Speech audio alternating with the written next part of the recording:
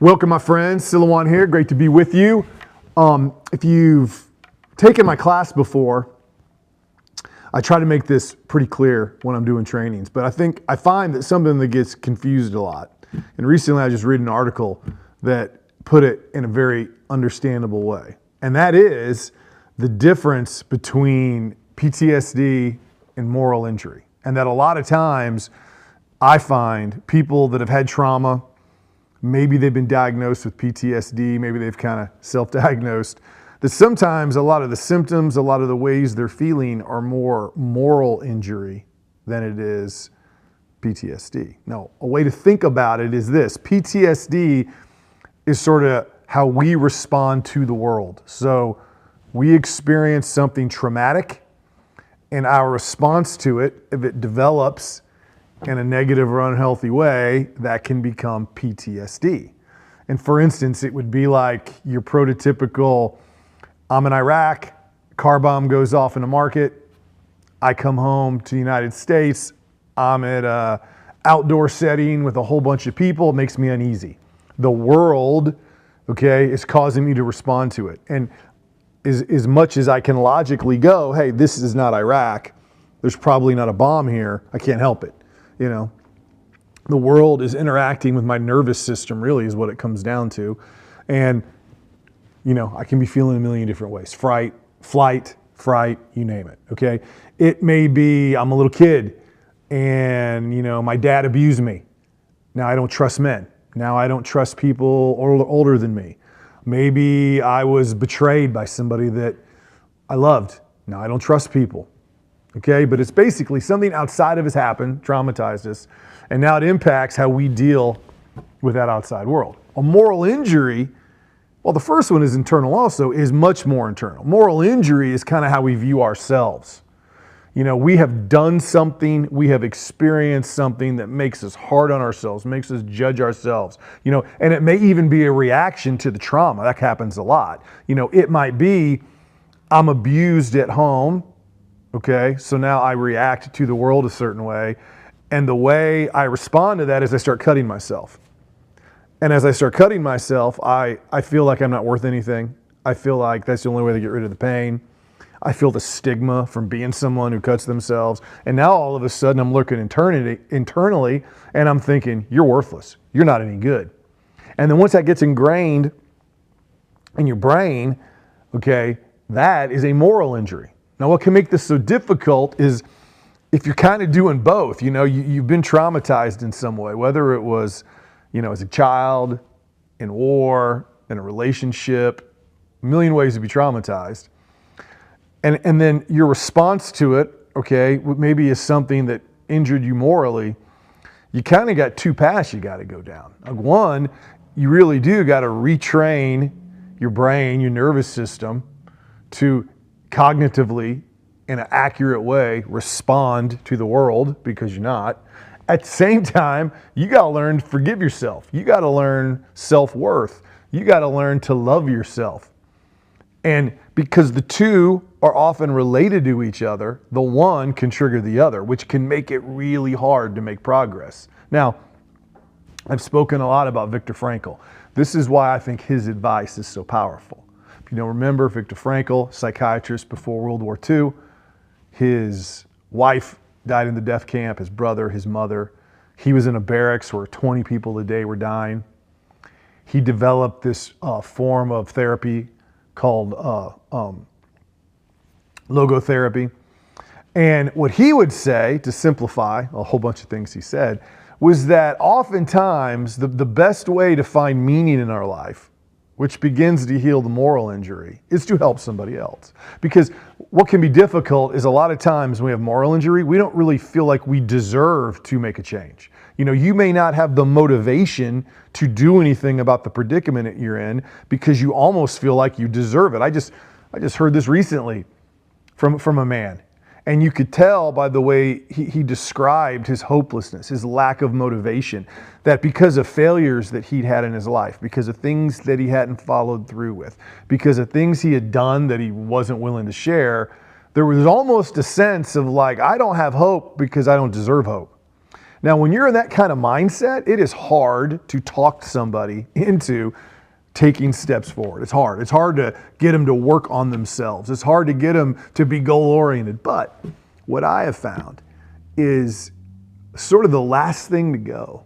Like if someone's got a little flame flickering of life inside them, if all else, fails, you might be able to get them to help somebody else. You might be able to get them to help somebody innocent, to teach a lesson to a child, to help somebody even worse off than they are. You get a group of, what's always interesting to me, we only know our own pain, and you'll get a group of people in a small group. And a lot of times this trauma, this moral injury, which makes us very inward looking, while on one hand we're thinking how horrible we are, on the other hand we're very egocentric because all we think about is ourselves. So you actually, it's like a vicious circle that you're both have low self-esteem and you're selfish. That's a tough cycle to break. And you don't really think about other people. You just think, okay, my predicament's the worst, woe is me. But you get yourself in a group of people, and then people are able to open up and kind of tell their life story. And all of a sudden you hear about the guy who lost 3 friends in Iraq. Or you hear about, the young woman who was raped by her grandpa for 6 years. You start thinking to yourself, you know what? I don't know if I'm going to go as far to say they're worse off than me, but man, they need some help. And in that moment, that person who was not willing to do anything for themselves, was not willing to be positive, in that moment, all of a sudden, might help that person. And then you see the light flicker. You go, I've just done something good. I've done something meaningful. And then hopefully, if you can keep them coming back, if you can keep them in that environment where they feel like they're almost given to others, you can begin to see them change that moral logic inside where maybe I can do something good. Maybe something can come out of me that isn't so bad.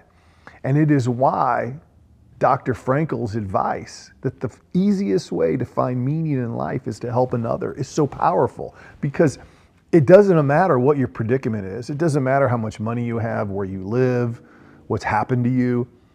We live in a target-rich environment. A death camp was a target-rich environment to help others, because there were thousands of people who needed kindness, who needed love, who needed to be shown there was still humanity, who needed to be shown there were people that still cared about them. So with the simplest gesture, with the simplest word, you could show that to somebody. You could find meaning in your day. Well, even in our world today, where life isn't so hard, it's not like a death camp, there's a target-rich environment everywhere. The person in the checkout line at the grocery store, that person at work you never talk to, the person in traffic you pull up next to and you just look over and smile at them, the person in a store and maybe you cut them off, and typically people would be rude and you're like, I'm sorry, I'm sorry, forgive me, have a good day, just act the opposite of what people think you're gonna act. And in those moments, no matter how you're feeling, no matter how you're reacting to the world, no matter how you're reacting to yourself, internally, you are able to bring that light to another human being. And then another powerful thing about it is that ultimately, our mental health in life, our outlook on life comes down to the choices we make. Everybody's got bad things happen to them. How we end up is more than anything how we respond to those choices. And when you start giving yourself wins, just little wins of putting a smile on someone's face, being kind where you might not have been kind before, not reacting where you might have reacted before,